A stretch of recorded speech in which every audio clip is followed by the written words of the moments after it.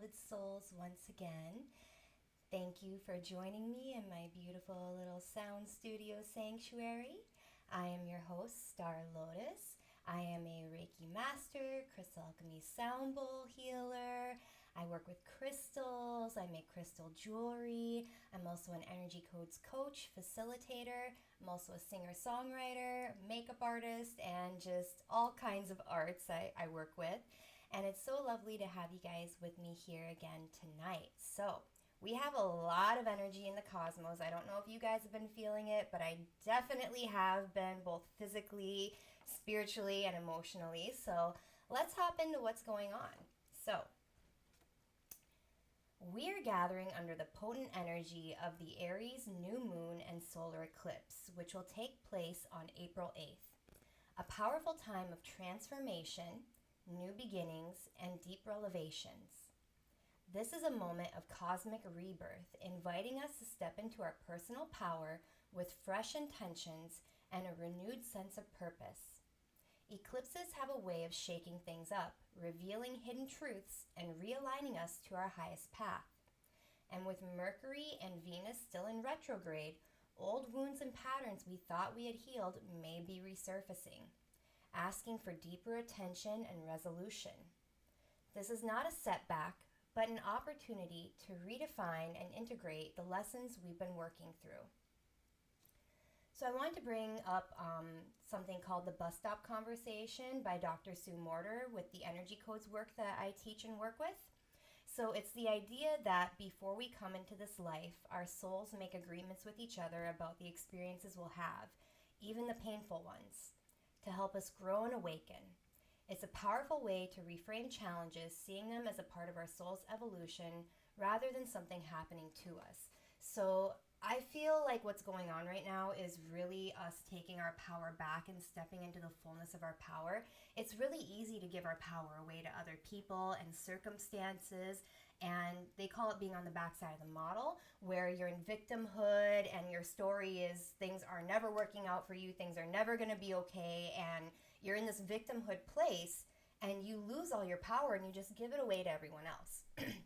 Okay, so the flip side of that is the front side of the model. And there's a front side to the back side of the model where you're kind of in between. But then there's the front side of the model where it's like, no, I'm in my power. Everything that's happening is happening in my favor. And I have control over the way that I react to things and the way that I handle things. And I have control and power over my life and the things that happen to me. I can choose how to react to them. So I wanted to dive into something that's a really powerful conversation called the bus stop conversation. And this is an analogy. And so I want you guys just to kind of picture the scenario. Picture that you are at this cosmic bus stop with all these other souls, okay?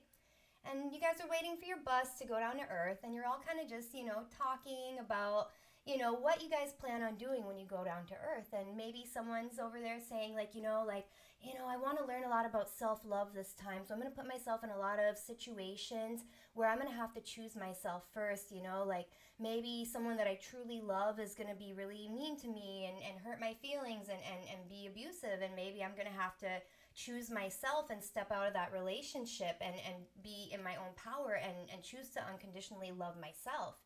And someone else is like, I think I want to go this time because I want to help people. So I'm going to learn how to become a doctor. I'm going to spend years of studying and being stressed out and less sleep. And it's going to be really, really hard. But then after years of studying and taking tests, I'm going to become this amazing doctor and I'm going to help heal people and I'm going to transform people's lives.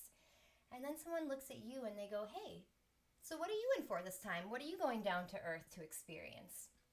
And you say, well, last time I learned about forgiveness. I had like a level 4 forgiveness last time, and something happened to me and I held a grudge and I held on to it my whole life. And it really started taking my life force out of me. I really felt the effects of holding this grudge and holding on to this anger.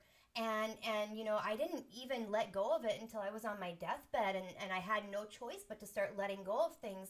And I finally forgave the person. And it was just the most beautiful experience. I felt like a weight had been lifted off my chest. I felt exalted. It was amazing. And then I died, and it was so short-lived. So this time, I want to go back down And I want to go for a level 10 forgiveness. Like, I want to realize this sooner this time, and I want to have this experience sooner so that I can just really grow and blossom. And everyone's like, wow, that sounds amazing, but that sounds really tough. Like, what would it have to take for it to be like a level 10 forgiveness? And you go, well, I suppose it would have to be something that's almost unforgivable. Something that everybody knows is wrong and it could have definitely been avoided. You know, maybe something like, maybe at happy hour, somebody had a really bad day at work and they decide to have a couple more drinks than they should. And instead of calling an Uber, they say, oh, you know what, it's fine, I'm just going to drive home. And on them driving home, maybe I'm driving in the opposite direction and maybe they cross over the center line and they hit me head on. Maybe they really injure me. Maybe something like really bad happens to me, and maybe a loved one that I have in the car dies from this incident. And then I have to learn how to forgive this person for what happened, and I want to come to that forgiveness sooner so that I can experience this forgiveness, but I want it to be bigger so I can feel that sense of relief and grow from it. And everybody's like, wow, like that's a really big one. And you go, yeah, you know what? I really think I'm ready for this. I think this is the lifetime that I'm wanting to experience this and level up and show myself how big I am and how much I can handle, and that I can do this. I'm strong and I can handle these things. By the way, who's going to be the driver of the other car? And everyone's like, well, not me. No, I think I'm good on that one. I got my own kind of thing going on. And you're like, oh my gosh, come on guys. Like, I've waited for so long to go down to earth, to have this experience and to really dive into it. I really need someone to be the driver of that other vehicle or I'm not going to be able to have this opportunity. And finally someone goes, hey, I can see how much this means to you. And you know what? I think a level 10 self-forgiveness would be a really big lesson for me in this lifetime as well. And I think that would do it. And you're like, wow, thank you so much. Like, I appreciate you doing this for me. And you shake on it and you make this plan.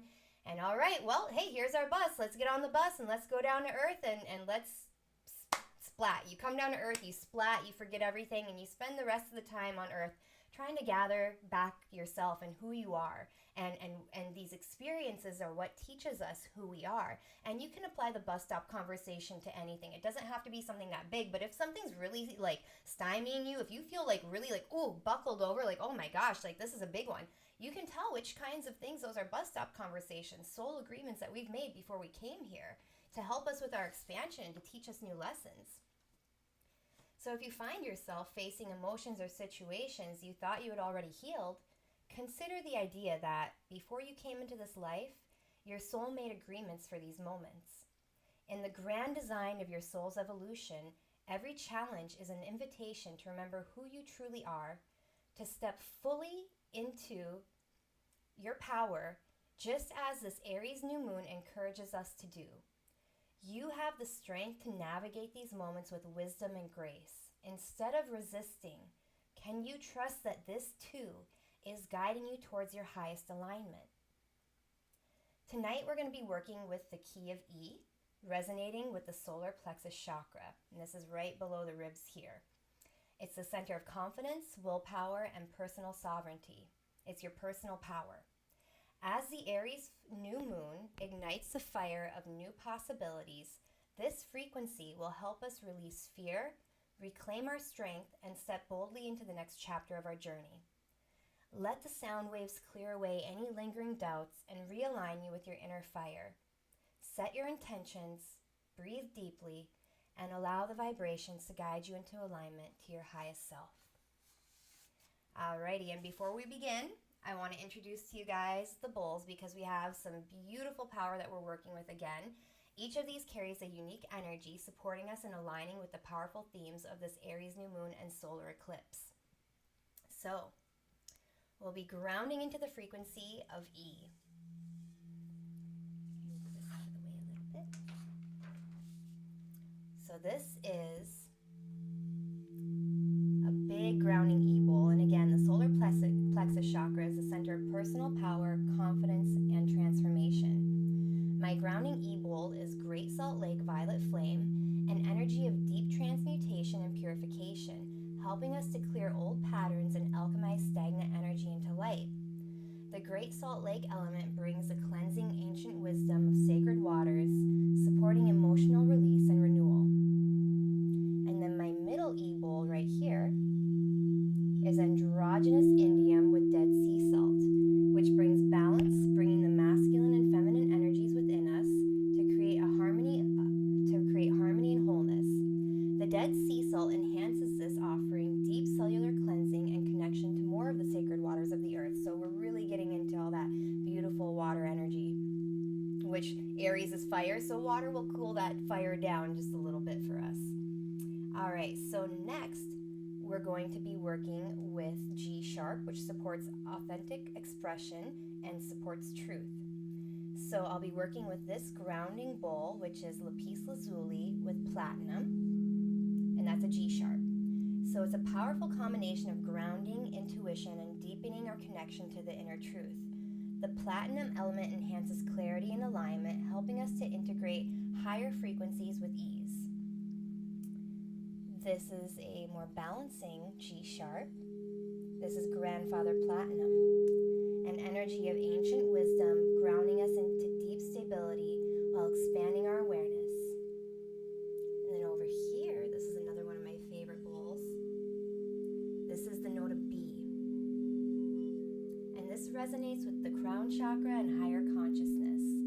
This bowl is moldavite. Moldavite is rapid transformation and spiritual awakening, helping us to release what no longer serves and aligns us with our highest path. It also resonates to the heart chakra, the moldavite. So it's going to kind of really help healing with that heart and help us accelerate the healing there as well.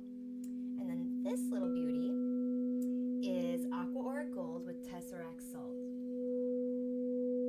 And that's a high B, so that's accelerating. This is bringing a crystalline clarity to our energy field, amplifying our intentions and helping us integrate the shifts that we are expecting. I want you guys to allow these frequencies to guide you as we step into the sacred sound journey. All right, and I also want to work with you guys with another energy codes practice tonight called subject object. And so with subject object, what we're going to be working on doing is throwing our energy off. So I'm going to guide you guys into a meditation tonight where I'm going to be telling you guys to think of a time where you gave away your power. And I want you guys to throw the energy off. Maybe you see just, an object on the other side of the room, like a door or a couch or a chair, just anything that's in front of you. I want you to kind of like throw your energy off onto that. And I want you to see how it feels in the body when you throw your energy off. And I want you to think of a situation where you gave your power away. And I'm going to bring that up in the meditation while we guide you guys into it, but I want to just explain it a little bit ahead of time here. So I want you guys to think of something and throw your energy off of you, and I want you to take it to the body and really see how you feel in the body as you're throwing your energy off. And then I want to go over that central channel breath one more time before we start, because I want you guys to get back into that central channel breath. So I want you guys to start from breathing in from 2 feet above. So picture yourself like you're in an elevator shaft and you're stopping at every spot. So you're coming in through your crown, you're going into your third eye, you're breathing really slowly into the throat, down, big belly breath. You want to expand the belly first. You can even put your hands there. Big belly, then the upper lobes of the lungs. Slowly fill it till you feel a little pressure up there. And then slowly exhaling down through your solar plexus, your sacral, your root, 2 feet into the ground below you.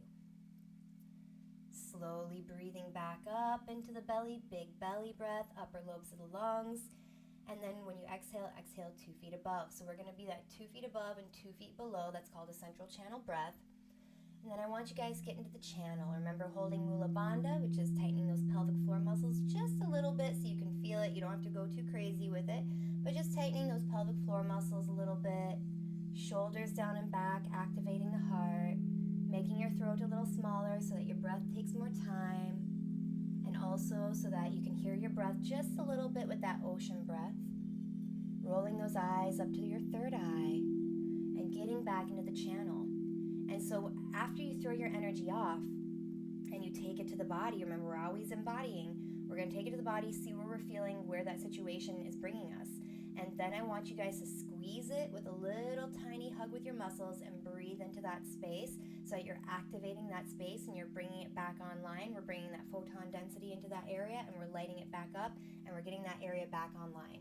So I want to get you guys back into your personal power. I want to get you guys feeling like you can handle what's coming to you. Everything is for the greatness of your evolution, and it's all happening for you. Bringing your